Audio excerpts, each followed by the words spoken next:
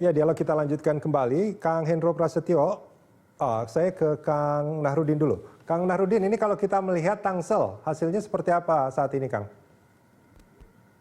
Kalau kita lihat hasil di Tangerang Selatan, buka dashboard ya. Dengan data masuk di angka 89,67%, pasangan Benyamin Daphni dengan Pilar Saga Iksan itu unggul di angka 39,71%. Lalu pasangan Muhammad Rahayu Saraswati di angka 36,73%. Lalu berikutnya Siti Nur Azizah dan Rohama Ben di angka 23,56%. Oke, baik. Ini nampaknya anak-anak tokoh-tokoh ini kurang begitu ketokohannya kurang begitu berdampak signifikan terhadap keterpilihan mereka ya? Kalau saya lihat sih ini masih agak sengit karena selisihnya tuh hanya sekitar 3% antara incumbent melawan Muhammad dengan Rahayu Saraswati. Jadi masih belum bisa dipastikan juga apakah incumbent atau Muhammad penantangnya yang menang di Pilkada Tangsel. Tapi data yang sudah masuk itu, koreksi kalau saya salah, sudah lebih dari 89%. Ya, 89%. Oke, baik. Baik, Kang Hendro Prasetyo, hasil quick count-nya gimana, Kang, hingga saat ini? Iya, ini masih sengit ini. Data di kami baru 87-an. Untuk Pak Benyamin itu 40-an, sementara Pak Muhammad 34-an, dan Siti Nur sekitar 23. Jadi kalau kita lihat memang karena datanya belum masuk secara proporsional ya, ini memang masih harus tunggu dulu ini. Masih tunggu dulu ya? Ya, masih harus tunggu dulu. Ini beda suasananya dengan Solo ini tampaknya. Nah ini kalau melihat situasi seperti ini membacanya gimana, Kang Hendro? Apakah memang tadi kan ada beberapa faktor-faktor penentu kemenangan pasangan calon? Nah, ini nampaknya setiap paslon itu punya faktor-faktor penentu yang berbeda antara satu dengan yang lain, gitu nggak kira-kira? Ya, kalau kita lihat begini saja, semuanya di belakang pasangan ini ada tokoh besar semua, katakan begitu. Untuk itu ketokohan menjadi saling meniadakan. Nah, untuk itu yang harus kita pertimbangkan adalah faktor non tokoh-tokoh yang membackup setiap pasangan. Nah, pertama adalah tentang network, penguasaan jaringan gitu ya. Kita bisa katakan bahwa Pak Benyamin ini wakil wali kota 2 kali misalnya gitu ya. Nah, biasanya wakil wali kota atau wali kotanya maju lagi itu memiliki jaringan yang lebih baik dibandingkan pendatang baru. Pak Muhammad memang beliau ini adalah sekda, tetapi kalau dilihat dari intensitas dan keluasan jaringan, bisa jadi ini faktor yang lebih dapat itu Pak Benyamin ya di sini. Nah, Bu Siti Nur Azizah ini kan praktis pendatang baru ya. Nah, kalau kita jangan melihat Bu Nur Azizah ini sebagai putri Pak Wapres, tetapi sebagai pendatang baru yang networknya mungkin juga masih terbatas gitu ya. Nah, sehingga posisinya memang dari awal harus berjuang keras. Nah, ini kita lihat masalah tim dan juga masalah network sebagai modal yang dimiliki oleh masing-masing pasangan. Tampaknya ini yang lebih menentukan di Tangsel, bukan ketokohannya. Kalau dari karakter pemilih di Tangsel sendiri itu dominannya seperti apa, Kang Hendro? Kalau kita lihat Tangsel ini kan memang kota ya, masyarakat terpelajar. Pada umumnya mereka rasional, tapi jangan lupa juga di Tangsel itu cukup besar juga mereka yang yang kurang terpelajar. Kemudian ada segmen-segmen yang merupakan pendukung petahana yang 2 kali itu kan. Nah, ini juga harus diperhitungkan, meskipun katakan isu tentang dinasti politik itu lebih banyak menimpa pasangan Pak Benyamin karena berpasangan dengan Pak Pilar Saga, tetapi jangan lupa bahwa ada segmen-segmen pendukung Bu Airin yang merupakan bibinya dari Pak Bilar ini yang cukup kuat itu. Nah untuk itu pemilih Pak Muhammad bisa kita duga adalah pemilih yang rasional, yang lebih terpelajar tadi itu. Tetapi pemilih tradisionalnya juga tidak sedikit dan itu lebih banyak ke Pak Benyamin dalam hal ini. Oke, baik.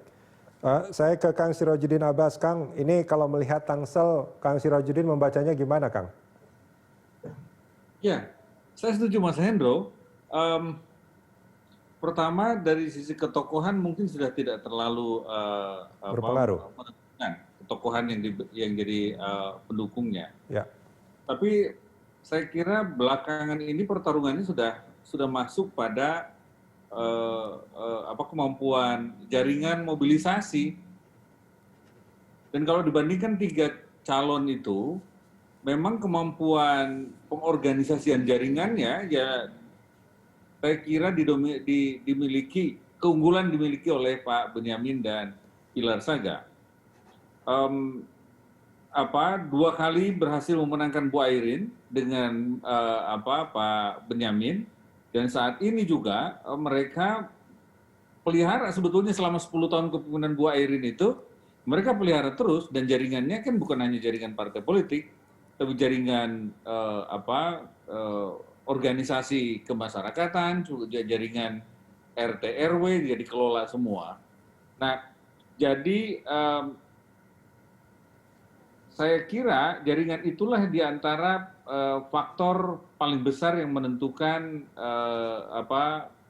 prospek keterpilihan atau keunggulan masing-masing. Pak Muhammad sebetulnya juga memperebutkan klaster pemilih yang sama. Pemilih tradisional, basisnya ya Betawi gitu. Kalau lihat dari enclave tempat tinggalnya ya basisnya di daerah perkampungan Tangsel gitu, yang bukan perumahan baru gitu. Ya di situ basis-basis pemilih tradisional yang selama ini mendukung Bu Airin dan Pak Benyamin. Nah, Pak Muhammad basisnya di daerah Ciputat misalnya. Nah, Pamulang, tapi juga diperebutkan bersama dengan Pak Benyamin yang juga menjaga klaster pemilih yang sama. Okay. Sebetulnya dari sisi pilihan pasangan, Pak Muhammad punya prospek menarik karena Bu Sarah mestinya dia bisa menyasar pemilih-pemilih kota gitu yang basisnya ada di perumahan-perumahan baru, mulai dari BSD sampai ke Bintaro gitulah ya, dan itu jumlah populasinya cukup besar jika mereka bisa dirangkul. Cuman tantangannya lagi-lagi saya kira pada aspek yang paling basic. Yang basicnya itu partisipasi, turnout. Nah, pemilih yang prospek turnout-nya paling tinggi ya pemilih tradisional berbasis perkampungan, ketimbang pemilih yang lebih rasional berbasis wilayah perumahan. Atau urban ya. Biasanya dalam 2 pemilu sebelumnya itu turnout-nya relatif rendah. Ya tidak tahu sekarang, saya kira perlu dicek dari sisi turnout per wilayahnya. Tetapi prospek turnout-nya di wilayah komplek perumahan itu lebih rendah ketimbang turnout di wilayah perkampungan. Oke, boleh nggak kalau saya simpulkan sebetulnya karena memang Pak Benyamin ini sudah lama berada di sana, mereka membangun jaringannya mungkin sangat baik, dan itu sudah sangat kuat begitu. Sementara 2 pasangan calon lainnya, meskipun mungkin ada Pak Muhammad di sana yang juga punya basis jaringan yang sama, ini agak sulit untuk menembus apa yang sudah dimiliki atau sudah menjadi jaringannya Pak Benyamin. Ya, saya kira itu sudah disadari dari awal dan oleh timnya Pak Muhammad. Dan itu sebabnya dia memilih wakil yang bisa mengisi kekurangannya gitu. Saras, perempuan, kota gitu basisnya, dan dari sisi agama juga termasuk kelompok beliau Kristen gitu. Jadi diharapkan kelompok pemilih minoritas lebih bisa dimobilisasi ke sana. Harapannya kan begitu. Jadi dari sisi hitung-hitungan di atas kertas udah benar itu. Tetapi lagi-lagi sejauh mana mesin mobilisasi mereka itu berhasil menaikkan turnout. Karena kalau disurvei gitu, kita lihat ketat tapi ada kecenderungan Muhammad dan Saras lebih kompetitif misalnya. Saya dengar di indikator malah kelihatan sudah agak bergeser gitu. Tapi kan hasil itu hasil asumsinya 100% karena pemilih didatangi oleh pewawancara kan. Gitu ke rumahnya. Nah sekarang sukarela. Nah partisipasinya jauh di bawah itu. Jadi itu saya kira problem basic yang dihadapi calon-calon di wilayah perkotaan seperti Tangsel. Oke, baik. Kang Nahrudin, posisi terakhir untuk Tangsel seperti apa, Kang? Kalau posisi terakhir untuk Tangerang Selatan, dengan data masuk di angka 94,33%. Pasangan Benyamin Daphni dengan Pilar Saga Ihsan itu unggul di 39,84%. Lalu pasangan Muhammad Rahayu Saraswati di angka 36,64%. Menyusul pasangan Siti Nur Aziza di angka 23,51%. Oke. Ini boleh saya simpulkan kalau ini angkanya sudah jauh lebih stabil? Jauh lebih stabil. Mungkin kita bisa anggap bahwa pasangan Benyamin ini akan unggul di Pilkada Tangsel. Baik. Baik Kang Nahrudin, terima kasih banyak sudah bersama kami di sore hari ini. Kang Hendro Prasetyo dari Indikator dan juga Kang Sirojudin Abbas, Direktur Eksekutif SMRC, sudah bergabung bersama kita di dialog di sore hari ini.